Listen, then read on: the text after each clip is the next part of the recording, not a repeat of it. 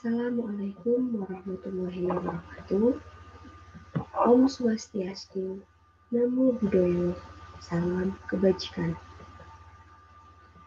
Dear Honorable Officer Third Theory Course Mrs. Kumariah and Mrs. Dia Prabaningrum, along with all my dearest friends. Let me introduce myself.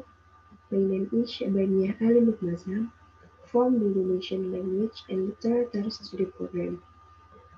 In this occasion, I will present the result of the analysis of the structural approach and pragmatic approach in the short story of A Pitch of Love with Silence by Asma Nadia. Cerpen adalah media yang efektif dengan kepadatannya untuk menyampaikan pesan. Hal tersebut disampaikan oleh Nurgiantoro. Cerpen ialah salah satu dari jenis prosa dengan cerita yang singkat, padat, dan biasanya dapat dibaca dengan satu kali duduk. Sebagai karya sastra, cerpen harus mempunyai bahasa yang baik karena bahasa merupakan salah satu sarana penyampaian dan gagasan yang dituangkan oleh pengarang melalui karyanya. Bahasa yang khas mempunyai fungsi dan tujuan kepada pembaca, yaitu untuk menyampaikan pesan atau isi tulisannya. Bahasa dalam karya sastra juga sebagai sarana penciptaan keindahan. Keindahan bahasa timbul dari proses imajinasi pengarang yang dituangkan dalam bahasa yang digunakan dalam karyanya.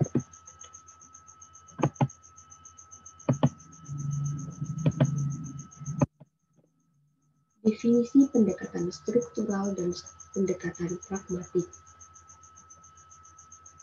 Pendekatan struktural merupakan pendekatan yang terpenting sebab pendekatan apapun yang dilakukan pada dasarnya bertumpu atas karya sastra itu sendiri.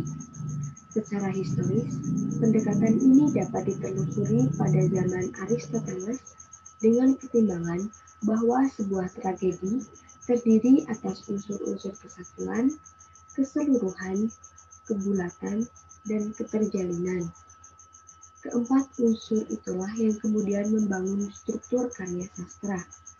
Pendekatan struktural dengan demikian memusatkan perhatian semata-mata pada unsur yang dikenal dengan analisis instinsif.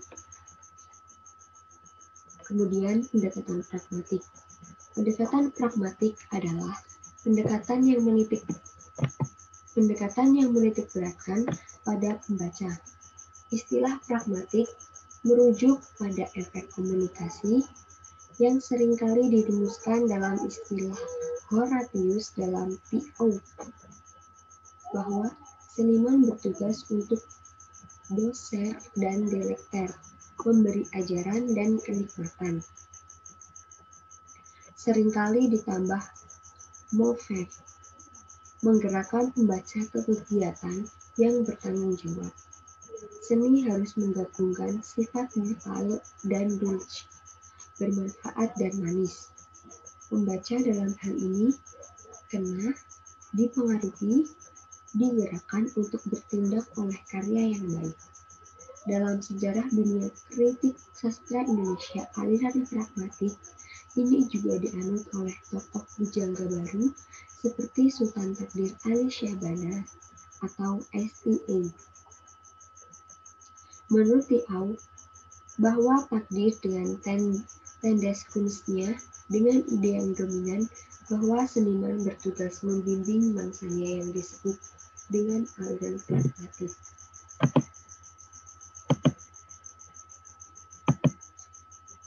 Selanjutnya, hal apa saja yang akan kita analisis di dalam pembahasan kali ini? Untuk judul cerpennya yaitu Sepotong Cinta Dalam Diam yang ditulis oleh Asma Nadia. Unsur intrinsik cerpen yang akan kita analisis yaitu yang pertama, tema, yang kedua, alur atau plot, yang ketiga, tokoh dan penokohan, dan yang keempat, latar atau setting.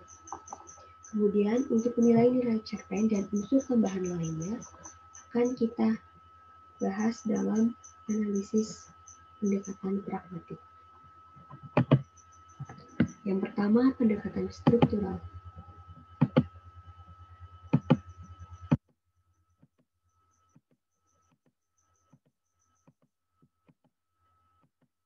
Satu, tema. Tema mayor cerpen Sepotong Cinta Dalam Diam adalah kisah percintaan tokoh aku. Tokoh aku dalam cerita ini yaitu mencintai perempuan tanpa nama dengan tulus penuh hati. Tokoh aku sudah mencintai perempuan tanpa nama selama 18 tahun, namun cintanya tidak terbalas dan mereka berdua pun tidak bisa bersatu sampai akhir hayat. Hal tersebut bisa kita lihat pada kutipan sebagai berikut. Bingkisan ini harus kusampaikan kepadamu sebagai bagian dari harapan indah yang kubangun. Dulu, aku selalu membayangkan memberikannya langsung kepadamu, sekaligus bersimpuh di lutut dan mengucapkan kata-kata lamaran yang layak dikenal dalam sisa hidup.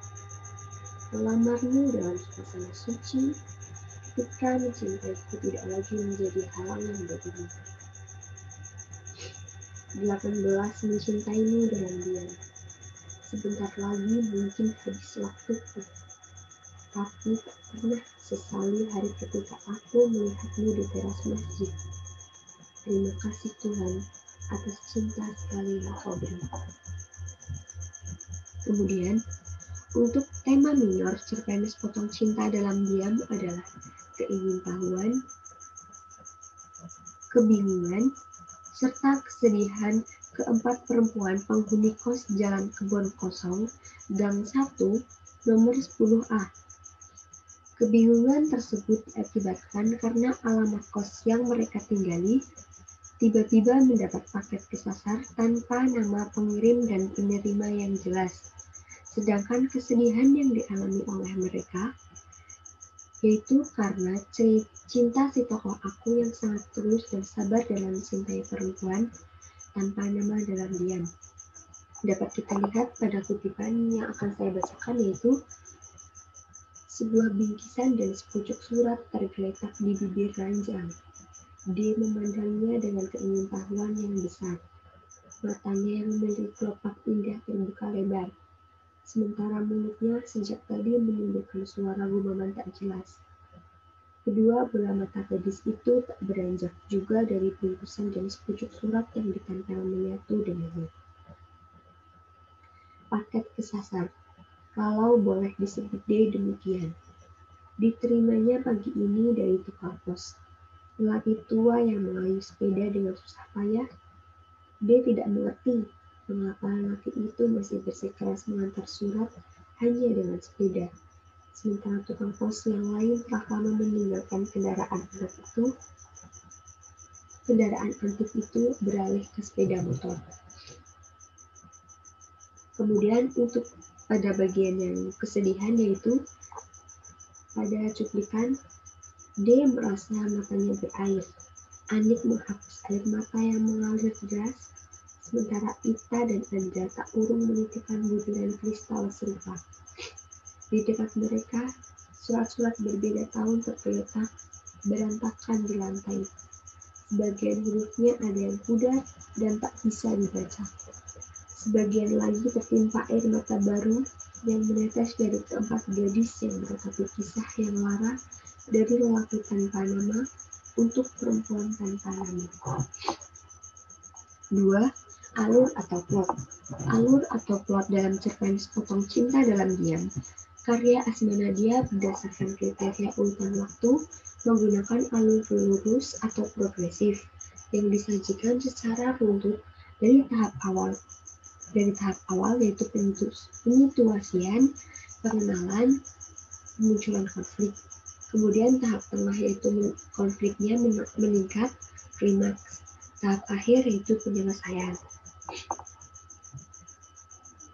Cuplikan yang saya bacakan merupakan tahap awal dimulainya Dimulainya cerpen sepotong cinta dalam diam. Sebuah bingkisan dan sepucuk surat tergeletak di bibir ranjang. Dia memandangnya dengan keingintahuan yang besar. Matanya yang memiliki kelopak indah terbuka lebar. Sementara mulutnya sejak tadi menimbulkan suara gumuman tak jelas. Kedua bola mata gadis itu tak beranjak juga dari bingkisan dan sepucuk surat yang ditempel menyatu dengannya.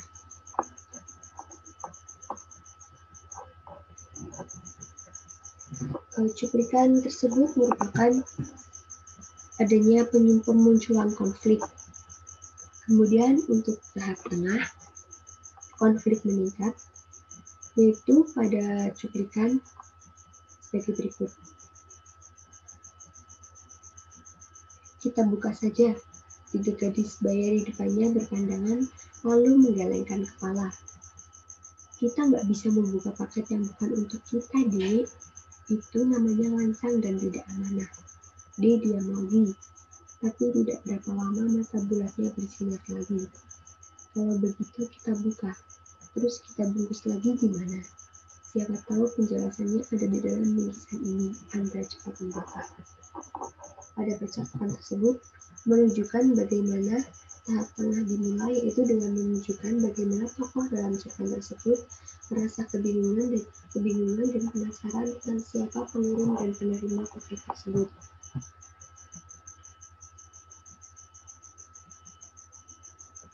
Kemudian untuk yang tahap akhir yaitu tahap penyelesaian. Singkat cerita, akibat keingintahuan D, akhirnya gadis itu menyabet pinggiran kertas, membungkus paket tersebut dan sebuah amplop meluncur dari dalamnya. Namun baru sedikit ia membaca, terdengar langkah mendekati kamar. Ketika D melangkah ke wajah Andra, Ita dan Anis menatapnya dengan tangan terlipat di dada, berdiri gagah di pintu. Hal tersebut mengakibatkan adanya peningkatan konflik di mana tokoh yang bernama D diberi kepercayaan untuk tidak membuka paket, tetapi tokoh D malah membuka paket tersebut. Kemudian pada bagian akhir cerita, sepotong cinta dalam diam, semua konflik yang terjadi mengalami penyelesaian. Pada akhirnya, keempat gadis tersebut memutuskan untuk membuka, lalu membaca surat dan bingkisan yang ada di dalam paket tersebut.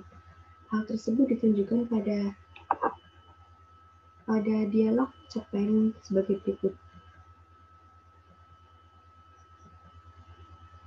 Dia termangu, Andra dan Ita menahan nafas, sementara Anik mengusap air mata.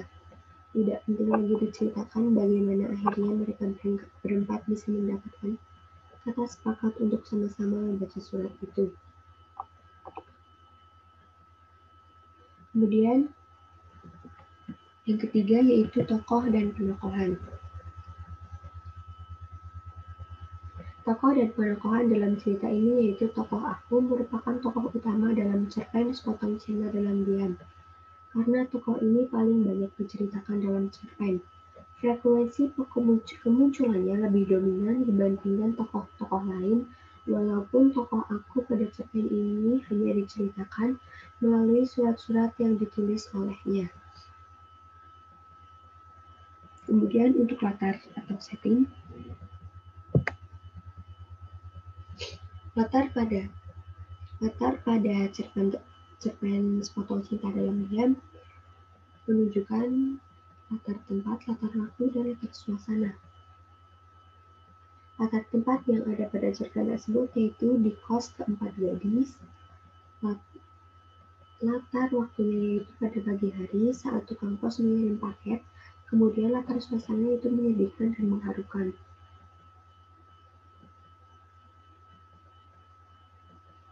Terbukti dari percakapan dan surat yang ada pada cerpen di mana awal mula terjadinya cerpen Sepotong Cinta Dalam Diam yaitu diterimanya paket kesasar yang diterima oleh keempat gadis yang tinggal di kos tersebut. Kemudian yang kedua yaitu pendekatan pragmatik.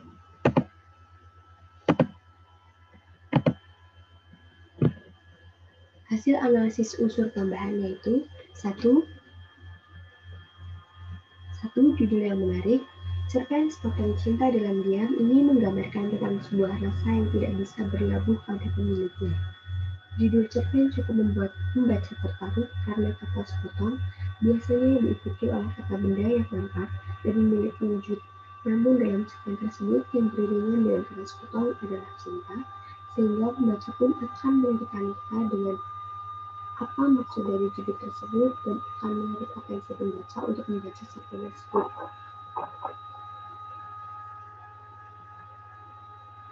Untuk penggambaran tentang sebuah rasa yang tidak berlaku pada pemiliknya dapat saya bacakan pada dialog pada cuplikan sebagai berikut.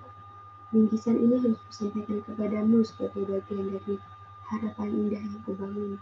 Dulu aku selalu membayangkan memberikannya langsung kepadamu, sekaligus bersumpah menuntut dan mengucapkan kata-kata layak, kata-kata lamaran yang layak dikenang dalam kisah hidup. Melamar dalam suasana suci, ketika mencintaiku tidak lagi menjadi halangan bagimu. 18 tahun mencintaimu dalam diam, sebentar lagi mungkin habis waktuku, tapi tak pernah kusesali hari ketika aku melihatmu di teras masjid. Terima kasih Tuhan atas cinta sekali yang kau beri. Yang kedua yaitu cerpen berkisah tentang sebuah perjuangan.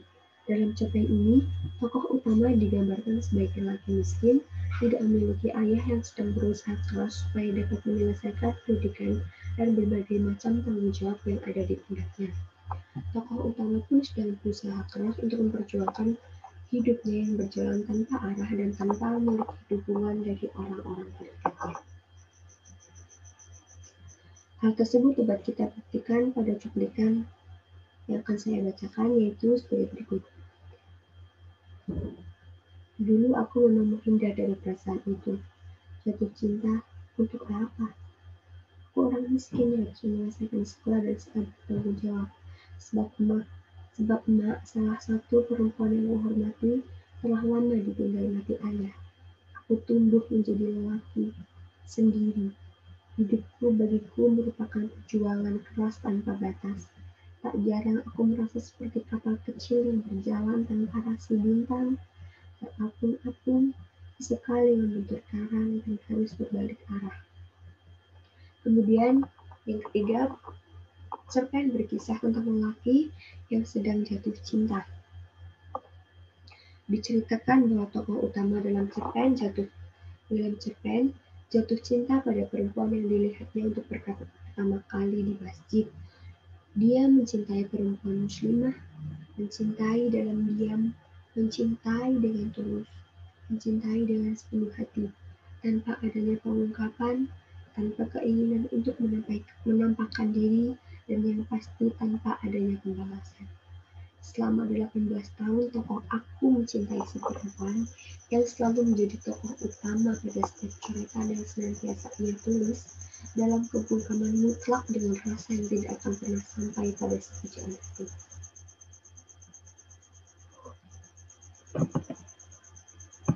Selanjutnya yaitu keempat, bahasa dalam cerpen puitis. Dalam cerpen Sepotong Cinta Dalam Diam menyajikan penggunaan bahasa-bahasa yang puitis.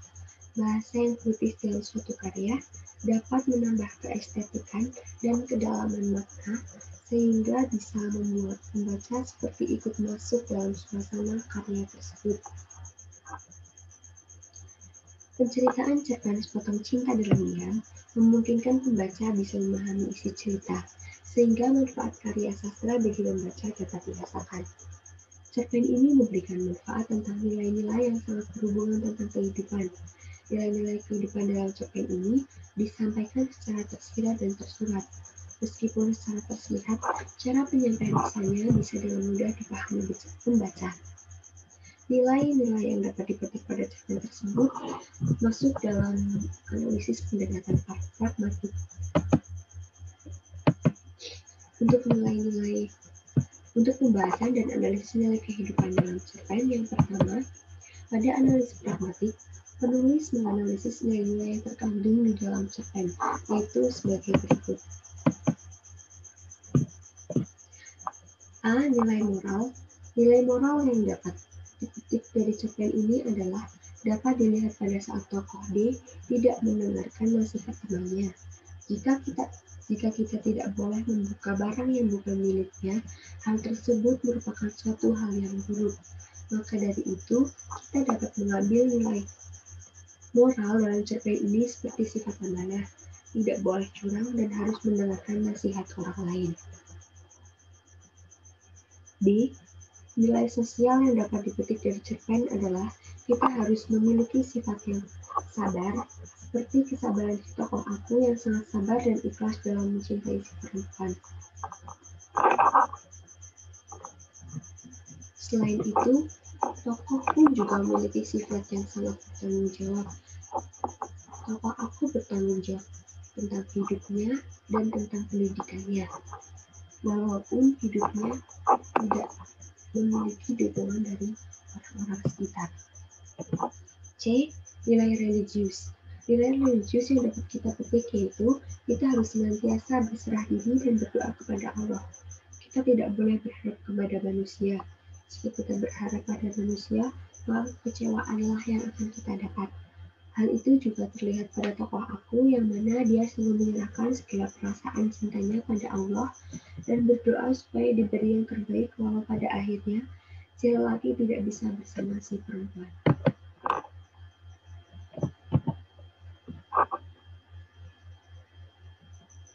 Pendekatan kesimpulan yaitu pendekatan struktural dan pendekatan pragmatik digunakan oleh penulis untuk menganalisis cerpen Sepotong Cinta Dalam Diam karya Asma Nadia. Pendekatan struktural memisahkan unsur intrinsik cerpen Sepotong Cinta Dalam Diam, yaitu tema, alur atau plot, tokoh dan penokohan, serta latar. Pendekatan pragmatik memiliki manfaat untuk mempermudah memahami cerpen Sepotong Cinta Dalam Diam dari segi fungsinya, yaitu memberikan berbagai pelajaran dan pesan moral dari pandangan pembaca selaku penyambut karya sastra. That is all from me. Thank you for your attention. Wassalamualaikum warahmatullahi wabarakatuh.